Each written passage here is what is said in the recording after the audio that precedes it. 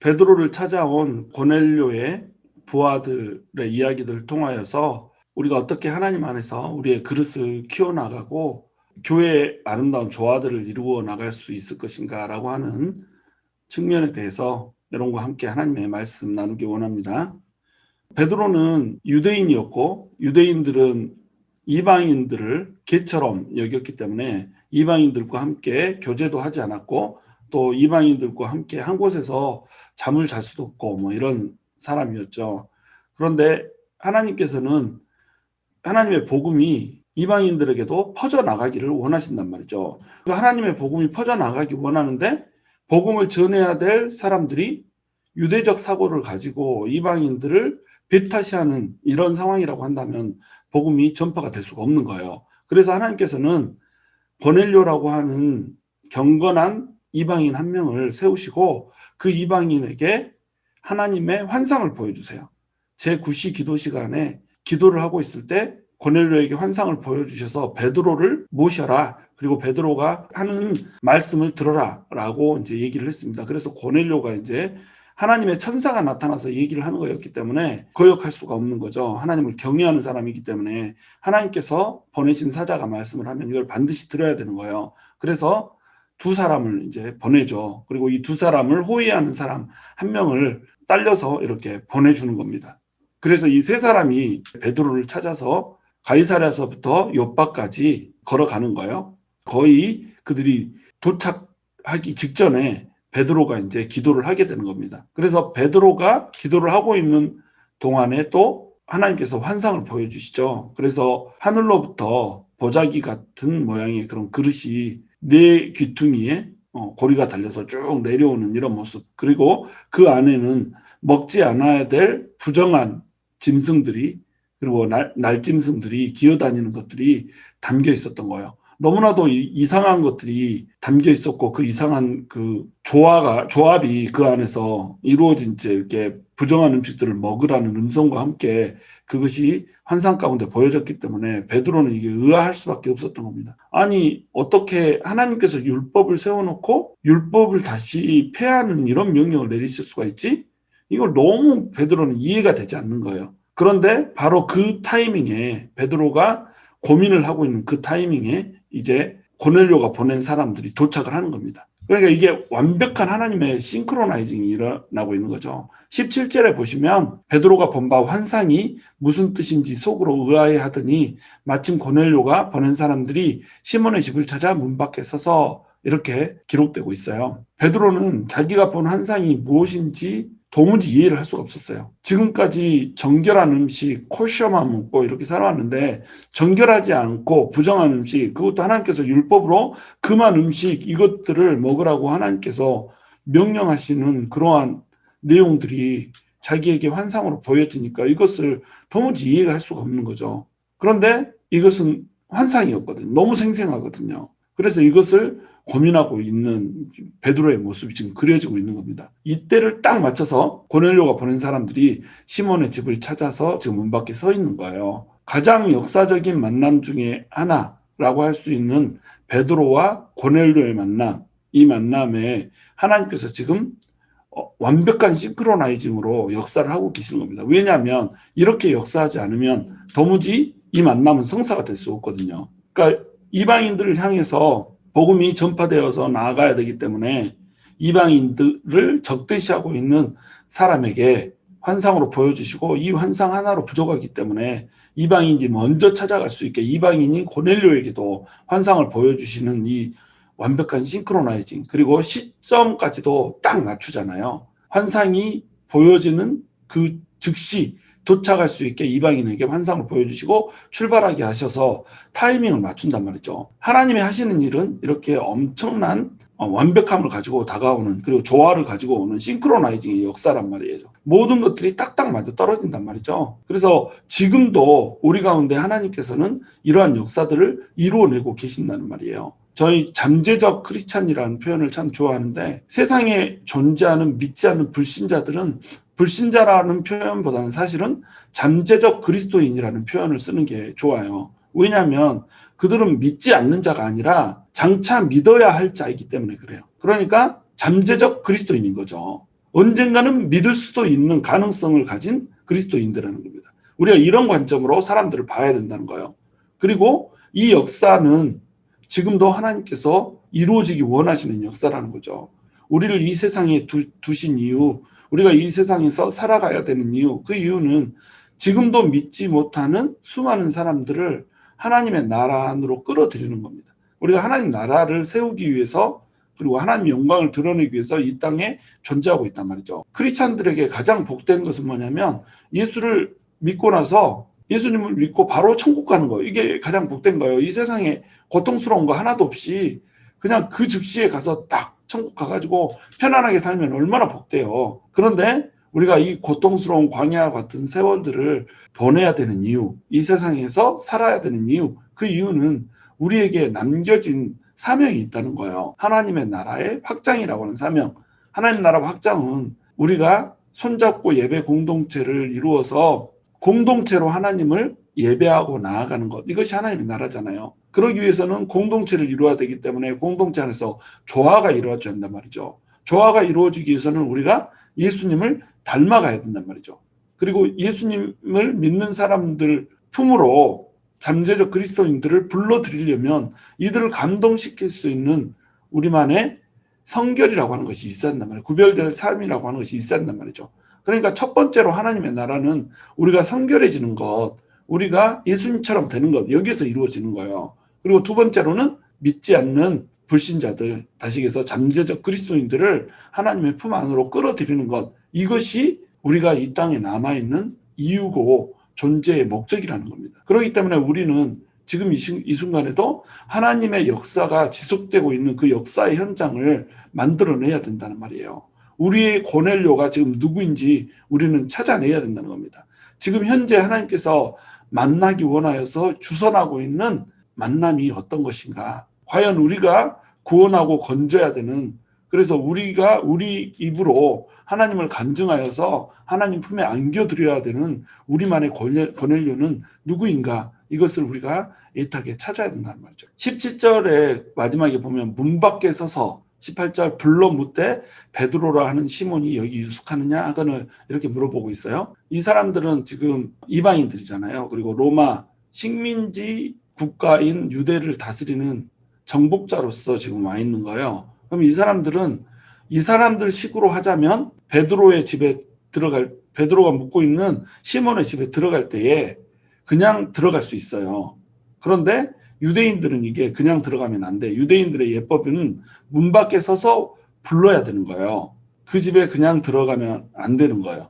그것이 유대인들의 예법입니다. 그래서 문 밖에 서서 come here, come here 이렇게 해야 되는 것이 유대인들의 예법. 우리 예법하고 비슷하죠. 우리도 옛날에 이리 오너라 이렇게 했잖아요. 이것처럼 이들도 이제 come here 이렇게 해야 된단 말이죠.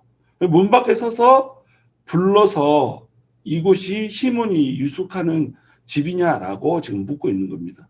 왜냐하면 이들은 지금 말씀을 전해줄 사람을 모시러 온 거잖아요. 지금 천사가 나타나서 고넬료에게 얘기를 해줬단 말이에요. 이것은 천사가 나타나서 얘기해 줬기 때문에 하나님의 지시고 하나님의 명령이란 말이죠. 근데 고넬료는 그와 그 온 집안이 다 하나님을 경외하는 사람이죠. 하나님을 경외하는 사람이 하나님의 말씀을 전해줄 사람을 모시려고 하는데 그냥 함부로 모실 수가 없단 말이죠. 그래서 유대인인 베드로에게 최대한 예의가 될 수 있도록 유대인에게 맞춰서 이렇게 말씀 전할 사람을 모시고 있는 겁니다. 우리가 하나님이 선택한 사람들을 유심히 보면 하나님의 전적으로 주권적인 선택에 의해서 이루어지는 것을 보지만 그 선택한 사람들이 각자의 강점을 가지고 있는 것을 봐요. 예를 들어서 사도 바울 같은 경우에는 굉장히 무례한 사람이었잖아요. 사실 자기의 신념과 맞지 않는다는 이유로 사람들을 마음껏 유린하고 쳐서 죽이던 이런 사람이란 말이죠. 그런데 그 안에 있는 하나님에 대한 열정, 하나님의 사업에 대한 열정, 이것을 하나님께서 귀하게 보셨기 때문에 그를 불러서 변화시키고 사용하셨단 말이죠. 근데 이 고넬료와 같은 케이스는 뭐냐면 유대인으로 개종한 것도 아니에요.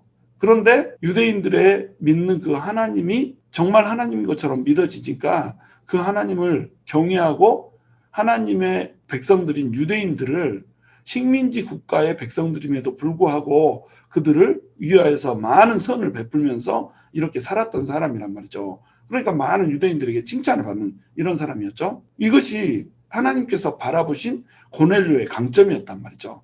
하나님께서는 이처럼 전적으로 주권적인 선택을 하시지만 그 사람 안에 있는 하나님께서 바라볼 만한 어떤 강점들을 보고 계시는 것을 우리가 볼 수 있단 말이에요. 그러니까 우리가 하나님 앞에 어떠한 사람으로 서는가라고 하는 건 매우 매우 중요한 일인 겁니다.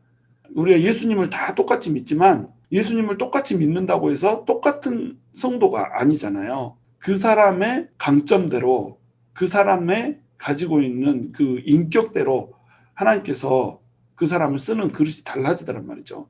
그러니까 우리는 예수 그리스도를 믿으면 우리의 인격이 남아있는 채로 이렇게 있으면 절대로 하나님의 그릇으로 쓰임을 받을 수가 없단 말이에요.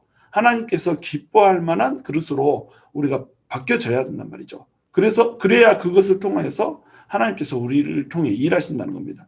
우리가 하나님이 기뻐할 만한 것으로 바꿔진다. 이것은 사실은 우리의 성격을 바꾸라는 얘기가 아니거든요. 우리의 성정이 장점이 있고 단점이 있으면 이 장점과 단점은 한 뿌리에서 출발을 해요. 예를 들어서 바울과 같은 경우에는 열정이 있었지만 이 열정이 단점으로 작용을 하니까 사람들을 죽이는 걸로 이렇게 나타났잖아요. 그러니까 이 단점, 이것이 이 하나님의 열정이라고 하는 장점에서, 하나님을 사랑하는 열정이라고 하는 장점에서 출발했지만 무례하게 예수님을 믿는 사람들을 죽이는 단점으로 이렇게 발휘가 돼버린단 말이죠. 열정이라고 하는 한 뿌리에서 단점도 나오고 장점도 나오고 이러는 겁니다. 그러나 우리가 예수님을 믿게 되는 순간에는 한 뿌리에 있는 그것 중에 우리의 단점을 쳐내고 장점을 극대화하는 쪽으로 우리가 변화되어져 가야 된단 말이죠. 우리가 하나님께서 쓰시기에 좋은 그릇으로 바뀌어져야 간단 말이죠. 인격의 부분에 있어서 예수님의 인격을 닮아가는 그런 사람이 돼야 된다는 거죠. 19절에 보시면 베드로가 그 환상에 대하여 생각할 때에 성령께서 그에게 말씀하시되 두 사람이 너를 찾으니 일어나 내려가 의심하지 말고 함께 가라. 내가 그들을 보내었느니라 하시니 이렇게 나오고 있습니다. 성령님께서 철저하게 인도를 하고 계세요. 베드로는 아직 환상에 대해서 이해를 하지 못하고 있어요. 아직도 환상에 대해서 지금 생각하고 있어요. 도대체 이게 무슨 뜻이야? 도무지 이해를 할 수가 없는 거예요. 그런데 성령님께서 그에게 지금 말씀을 하시는 겁니다. 두 사람이 너를 찾고 있다는 거예요. 성령님께서 말씀하시는 이 시점을 봐보세요. 기도하고 있을 때 아니에요. 잠자고 있을 때 아니에요. 그냥 고민하고 있는 겁니다. 이 환상이 무슨 뜻이지? 막 이러고 있는데 이때 성령님께서 그에게 말씀을 하고 계시는 거예요. 생각에 잠겨 있을 때 성령님께서 음성을 들려주고 있어요. 그러니까 누가는 지금 이 모든 일들이 성령님께서 완벽하게 주도하고 있는 일이다라고 하는 것을 보여주고 싶은 거예요. 그러한 관점에서 이 글을 쓰고 있는 겁니다. 아직 생각에 잠겨 있을 때에 성령님의 음성이 들렸다라고 하는 것, 이것이 사실이지만 누가는 지금 이것을 중점적으로 기록을 하고 있는 거예요. 이것을 조명을 해주고 있는 거죠. 사도행전이라고 하는 것은 사도들의 움직임이 아니라 사실은 성령님께서 사도들을 드라이브해 가는, 인도해 가는 이런 움직임이잖아요. 그래서 성령행전이라고도 부른단 말이죠. 그러나 저는 성령님의 이끄심을 받은 사도들의 행전, 이렇게 사도행전을 본다라고 얘기했어요. 왜냐하면 하나님께서는 사도들을 통해서 일하시기를 원하시고, 그러나 사도들의 뜻과 의지에 의해서 일하는 것이 아니라 성령님께서 인도하심을 따라서 사도들이 일하는 것이라고 하는 것, 이것이 사도행전이라고 저는 보거든요. 그러니까 우리가 어떻게 하나님의 파트너가 되어드리는가, 이것이 매우 중요하다는 겁니다. 하나님께서는 우리를 통하여서 일하시기 원하세요. 많은 사람들이 우리는 아무것도 아니다, 우리는 성령님께서 하시는 대로 일하는 그런 사람들이다, 이런 식으로 우리를 로봇처럼 자기를 너무 겸손하게 낮추다 보니까 이런 식으로 표현할 때가 많아요.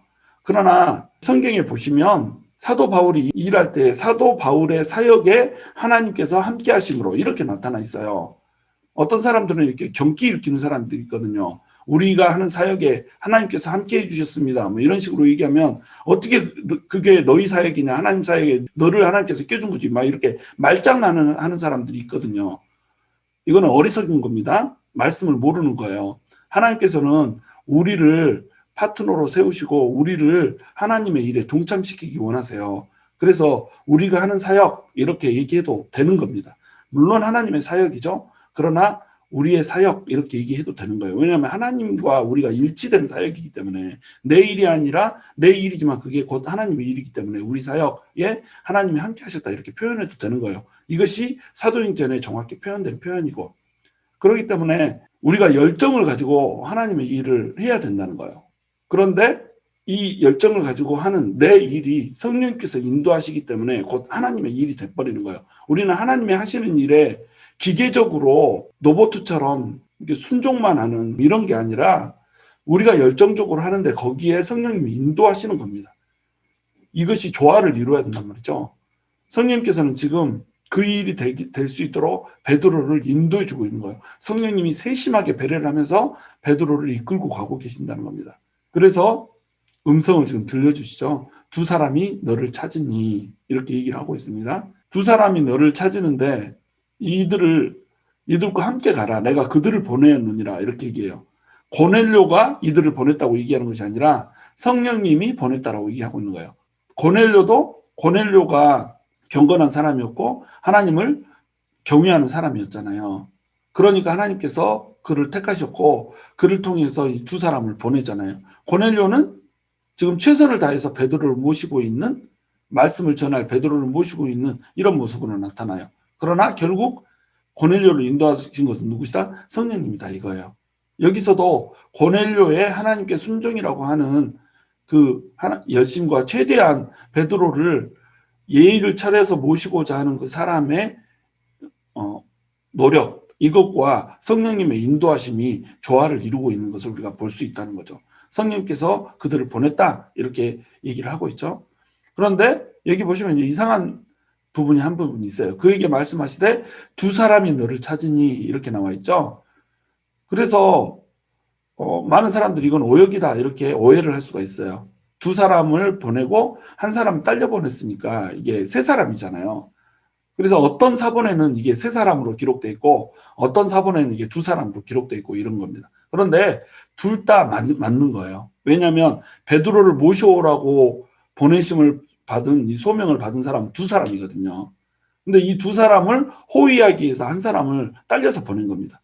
그러니까 어떤 사본에는 세 사람이라고 써있으니까 그것도 맞고, 또 사명을 받고 내려온 사람은 두 사람이니까 두 사람이라고 써있는 것도 맞고 이렇다는 겁니다. 영어 성경을 보면 쓰리맨이라고 되어 있어요. 쓰리맨이라고 하는 사본을 이제 따른 겁니다. 근데 이제 우리 개역 개정 성경에는 두 사람으로 되어 있죠. 21절에 보시면 베드로가 내려가 그 사람들을 보고 이르되 내가 곧 너희가 찾는 사람인데 너희가 무슨 일로 왔느냐 이렇게 묻고 있죠. 베드로는 환상을 보고 난 다음에 아직 옥상에 남아있는 거예요. 옥상에서 기도할 때에 사람들은 음식 준비를 하러 가고 있었고 베드로는 옥상에서 아직 이제 황홀경에 빠져 있었잖아요. 옥상에서 내려오지 않은 채 황홀경에 빠진 채 환상을 봤단 말이죠.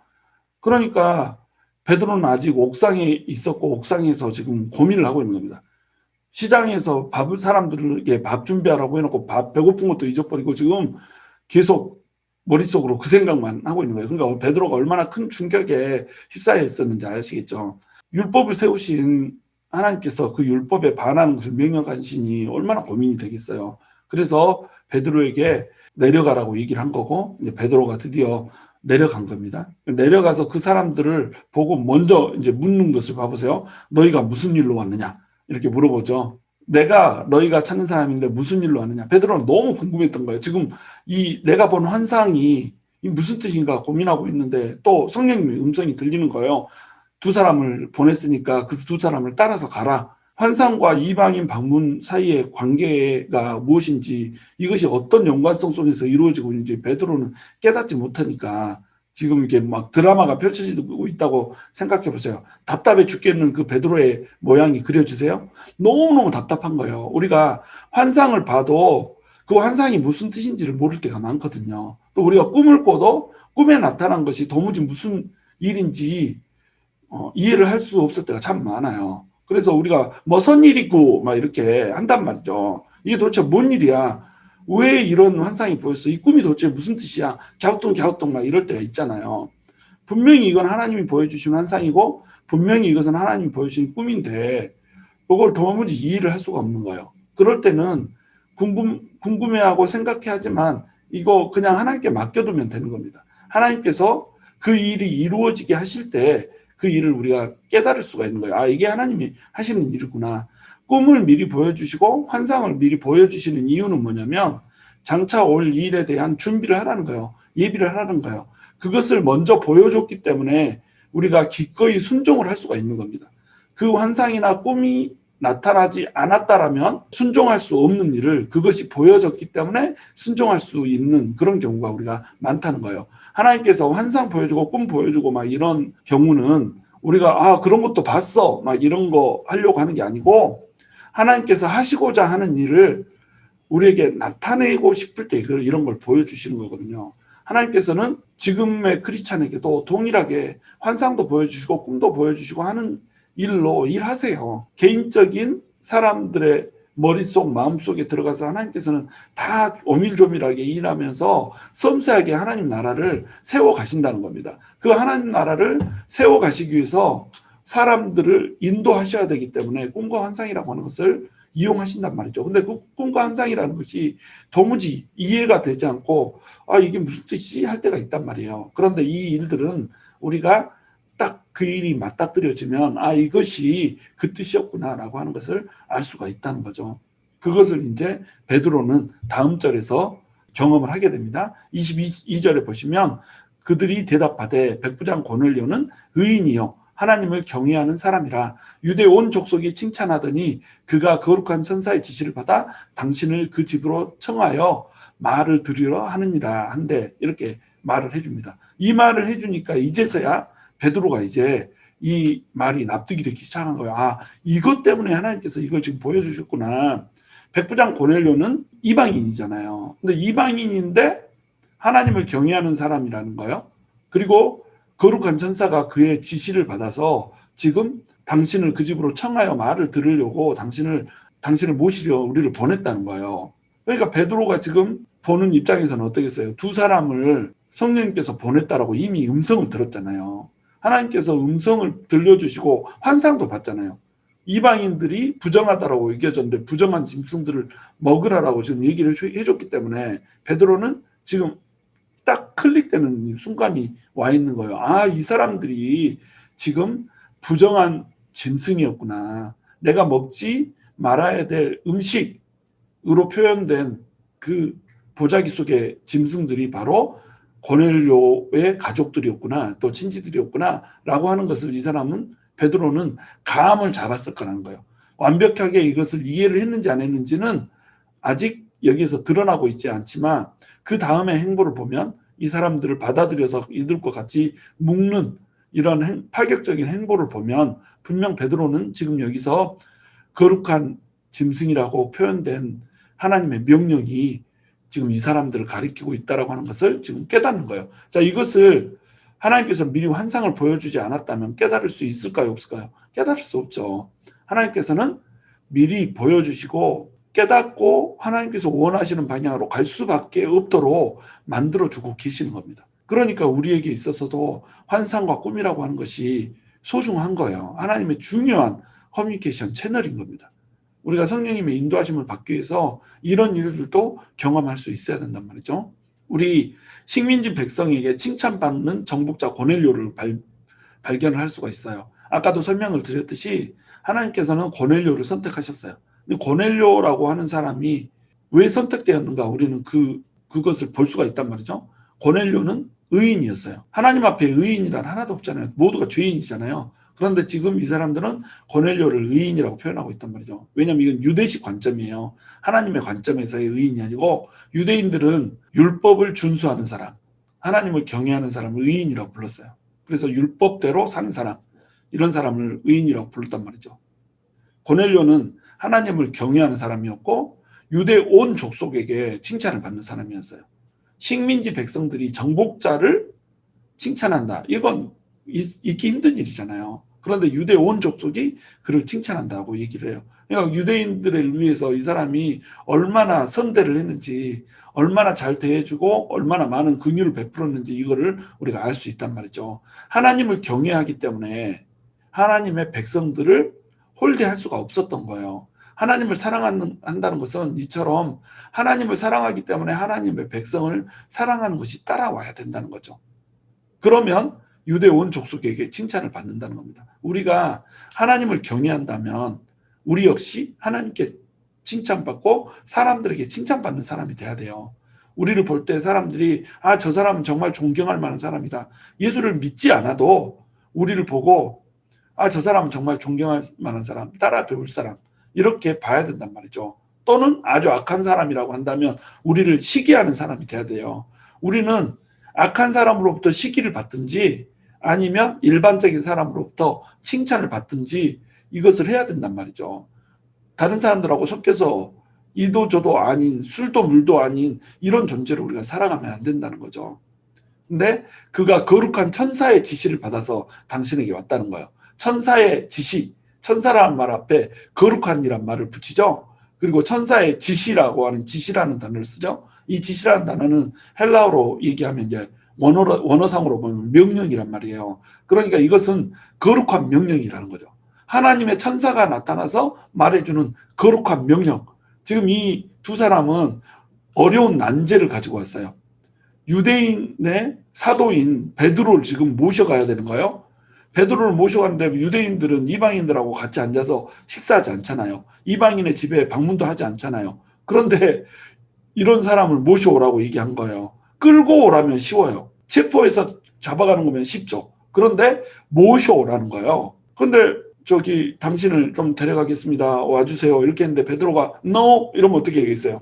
No, 난 안 가. 막 이러면 어떻게 되겠어요? 곤란해지는 겁니다. 모셔가야 되는데 유대인이거든. 이방인들과는 같이 모이지 않는 사람인데 모셔가야 되거든. 그러니까 이 사람들은 지금 이것이 하나님의 명령이다라고 하는 것을 정확히 해주고 싶은 겁니다. 거룩한 천사의 지시를 받아서 당신을 그 집으로 청하여 말을 들으려 하느니라 이렇게 얘기를 하고 있는 거죠. 어명이요, 어명을 받으시오, 막 이런 느낌인 거예요. 지금 하나님의 명령이니까 당신이 꼭 오셔야 되겠습니다. 이렇게 얘기를 하고 있는 거죠. 이것이 하나님의 명령인 것을 베드로도 잘 알고 있죠. 그러니까 양쪽에다 다 같이 환상을 보여줘야지 이 일이 성사가 될 수가 있는 겁니다. 우리 지금 하나님께서 중매를 제대로 서고 있죠. 세상에서 가장 역사적인 만남을 지금 이뤄내기 위해서 하나님께서 제대로 중매를 서고 계시는 겁니다. 22절 마지막에 보시면 말을 들으려 하느니라 이렇게 돼 있어요. 당신을 모시고자 하는 이유는 말을 듣고자 한다 이거예요. 이때의 말은 레마타라고 쓰여져 있어요. 하나님께서 주시는 말씀에는 두 가지의 종류의 말씀이 있어요. 한 가지는 로고스고 한 가지는 레마입니다. 그래서 로고스라고 하는 말씀으로 이렇게 단어를 써서 기록된 부분도 있고 레마타 또는 레마 이런 식으로 기록된 부분도 있어요. 우리 한국말로 볼 때는 말씀, 말 이런 식으로 그냥 표현되어 있지만 똑같이 표현되어 있지만 헬라어 원어로 보면 로고스라고 표현되어 있는 게 있고 레마라고 표현되어 있는 게 있단 말이죠. 이것을 우리가 좀 구분해서 볼 필요가 있어요. 로고스라고 하는 말씀은 뭐냐면 선포된 하나님의 말씀이에요. 성경에 기록된 모든 말씀은 로고스예요. 이것은 불변해요. 진리예요. 바뀌지 않아요. 그런데 이 말씀이 우리에게 레마로 오는 경우가 있거든요. 이 레마는 우리 현실에 있어서 우리에게 지금 당장 주시는 말씀이에요. 우리 삶에서 생동감 있게 나를 장악하고 있는 말씀. 이 말씀을 얘기할 때는 레마라고 말씀을 한단 말이에요. 예를 들어서 원수를 사랑하라. 이것은 로고스잖아요. 그런데 지금 현재 나한테 원수가 하나 있는 거예요. 원수 같은 사람이 하나 있는 거야. 그런데 우리가 이 말씀을 읽을 때 우리한테 감동이 팍 와버리는 거예요. 그래서 이 원수 같은 사람을 용납하게 되는 거. 이것은 우리한테 지금 레마로 온 겁니다. 이런 식으로 우리의 삶에서 역동감 있게 살아서 움직여진 그 말씀, 이 말씀을 표현할 때는 레마라고 표현을 한단 말이에요. 그러니까 지금 이 사람들이 와서 말을 들으려 한다 할 때 이 말은 레마타라고 표현됐다. 이 말은 무슨 뜻이에요? 당신을 통하여서 역사하신 하나님을 지금 우리가 보고 싶다. 하나님에 대해서 우리가 듣고 싶다. 당신의 삶을 통해서 경험되어진 그 생동감 있는 말씀을 듣고 싶다. 지금 이 말씀을 하고 있는 겁니다. 그래서 이것을 레마타라고 얘기를 하고 있는 거예요. 이 사람들은 지금 설교와 살아있는 간증과 예수님과 함께 했던 그 증언들을 우리에게 얘기해 달라라고 하는 요청을 지금 하고 있는 거예요. 생동감 있게 당신 삶 속에서 역사한 말씀을 전해달라는 거죠. 지금 이제 제가 하고 있는 설교는 레마타라기보다는 로고스에 가깝죠. 지금 하나님의 말씀을 여과 없이 선포하고 있는 거죠. 그런데 이 말씀이 우리 가운데서 어떻게 내 안에서 어떻게 살아서 역사했는지 또는 어떤 사람의 삶 가운데서 어떻게 생동감 있게 역사했는지라고 하는 식으로 말씀을 선포하면 어떻게 되겠어요? 이건 레마타가 되는 겁니다. 레마타로 말씀을 전할 때 훨씬 더 감동이 크게 오죠. 그래서 많은 설교자들이 로고스라고 하는 말씀을 레마타로 풀어서 주는 겁니다. 그런데 더 좋은 건 로고스라고 하는 말씀이 선포될 때 여러분의 레마타로 듣는 청중이 레마타로 이것을 받아들일 수 있을 때 이게 가장 좋은 거예요. 나의 말씀이 되었단 말이죠. 생동감 있게 오늘 내 삶에서 역사하시는 그 말씀, 만져지는 말씀, 내 마음을 쪼개고 내 마음을 깨는 말씀, 찔림이 있고 나에게 변화를 줄 수 있는 말씀, 이런 말씀이 되었단 말이에요. 우리 귀에 듣기 좋고 우리 마음에 평온을 갖다 주는 그런 말씀 아니고 지금 현재 내 상태에 맞게 하나님께서 내 마음을 확 쪼개고 들어와서 범죄하고 있다면 찔림이 오고 내가 고통받고 있다면 위로가 되고 내가 힘이 빠져 있다면 격려가 되고 도전이 되는 이런 말씀이 되어서 우리 가운데 딱 들어와야 된단 말이죠. 이것을 해주는 것은 누구예요? 바로 우리 안에 계시는 성령님이라는 겁니다. 말씀을 전하는 자가 매우 중요한 역할을 하죠. 메신저가 중요하죠. 그러나 이 메시지가 나에게 올 때 레마라고 하는 말씀으로 올 수 있다는 거, 이것이 너무나도 소중하고 중요한 거예요. 우리한테 떨어지는 로고스라고 하는 말씀은 로고스로 머무는 것이 아니라 레마로 우리 안에서 우리를 변화시키는 생동감 있는 말씀으로 다가와야 된단 말이에요. 그래야 그 말씀이 우리의 심령을 쪼개죠. 그래야 그 말씀 우리의 혼과 영과 및 관적을 골수를 찔러 쪼개죠. 그래야 그 말씀이 우리 안에서 생동감 있게 역사를 해서 우리가 말씀대로 살아갈 수가 있죠. 우리 말씀이 그런 말씀이 되기를 주님의 이름으로 축원합니다. 마지막으로 이제 23절 보시면 베드로가 불러들여 유숙하게 하니라. 이튿날 일어나 그들과 함께 갈새 욥바에서 온 어떤 형제들도 함께 가니라, 이렇게 표현되어 있죠. 여러분, 베드로가 이 사람들을 불러서 이곳에 유숙하게 하는 거, 이것은 엄청난 혁명적인 일입니다. 무지무지한 일인 거예요. 지금 이게 무두장이의 집에서 묵고 있잖아요. 무두장이는 시체를 만드는 사람이라고 그랬죠. 근데 이 시체를 만드는 사람의 집에서 묵는 것도 모자라서 지금은 이제 이방인을 불러들이고 있는 거예요. 이방인과 함께 앉아서 식사도 하면 안 되고 이방인을 집으로 이렇게 모셔도 안 되고 이방인의 집으로 들어가도 안 돼요. 왜냐하면 이방인을 부정하다고 생각했기 때문에 같이 하면 안 된다는 것이 유대인의 법이었단 말이죠. 근데 베드로는 지금 이 법을 깨고 있는 겁니다. 유대인의 율법이라고 하는 것, 전통이라고 하는 것을 지금 깨트려 버리고 있는 거예요. 지금 남들이 알면 큰일 날 일을 지금 하고 있는 겁니다. 근데 이 일을 베드로가 할 수 있는 이유가 뭐예요? 이 일을 할 수 있는 이유는 하나님께서 환상을 미리 보여주셨기 때문에 이것에 설득이 된 거예요. 지금 유대인이 갖고 있는 유대인이라고 하는 벽을 뛰어넘고 있는 겁니다. 지금 조화될 수 없는 자들이 조화되고 있는 거예요. 자, 무두장이, 그리고 정통 유대인, 그 다음에 이방인, 이 세 사람이 한 자리에 앉아서 음식을 먹고 한 집에 누워서 잠을 자는 이 모습을 과거에 상상할 수 없었다는 거예요. 그런데 이것이 바로 교회의 모습이라는 겁니다. 교회가 이러한 조화를 이뤄낼 수 있었단 말이에요. 교회가 맨날 있는 사람들끼리 또 똑똑하다는 사람들끼리 끼리끼리 모여가지고 없는 사람, 가난한 사람들 부끄럽게 만들고 찌그러져 있게 만들고 이렇게 만들어버리면 이건 교회의 모습이 아니란 말이에요. 근데 안타깝게도 많은 교회들에 있어서 이런 일들이 벌어져요.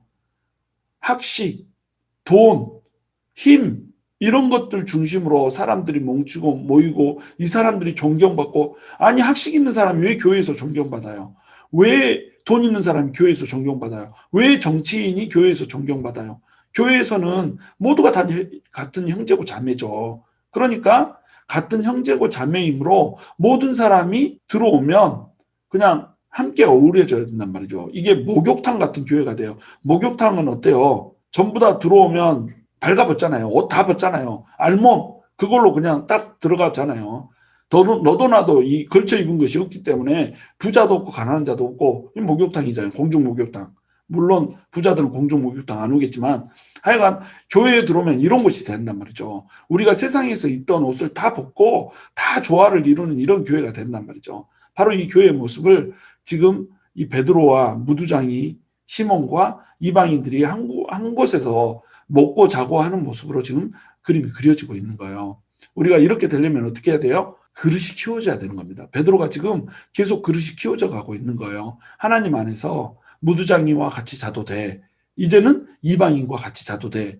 뇌에 혁명이 일어나는 겁니다. 우리 뇌를 딱 열어보면 뇌가 이러고 있어야 한단 말이죠. 뇌가 근사하고 아름다운 사람이 돼야죠. 그러면 뇌에 혁명이 일어나야 되거든요. 뇌에 혁명이 일어나려면 우리의 그릇이 커져야 된단 말이죠. 계속 우리가 갖고 있는 한계들을 깨트려야 돼요. 이 사람도 품을 수 있고 저 사람도 품을 수 있고. 우리 사람들 못 품는 이유가 뭐예요? 성격이 안 맞기 때문에, 나랑 스타일이 안 맞기 때문에, 어떤 사소한 흠 때문에, 나를 받아하는 이런 것 때문에 이래서 조화를 못 이루잖아요.